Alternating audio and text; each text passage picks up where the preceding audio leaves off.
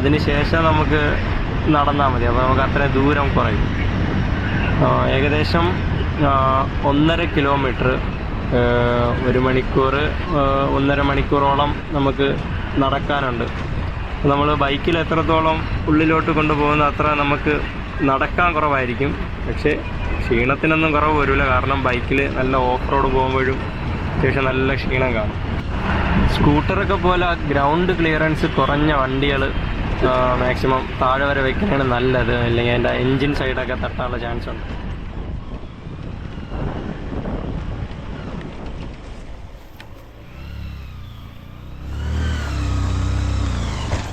Thekkupara അമ്പൂരിന്ന് left സൈഡിലൊരു വഴിയുണ്ട്. ആ root നമ്മുടെ തെക്കൻ കുരിശുമല സംഗമവേദി എന്ന് പറഞ്ഞിട്ട് ഗൂഗിൾ മാപ്പിൽ അങ്ങനെ കയറിയാലും നമുക്ക് കുരിശുമല കയറാം. പക്ഷെ അത് നമുക്ക് ഒരുപാട് ദൂരം നടന്ന് കയറാനുണ്ട്.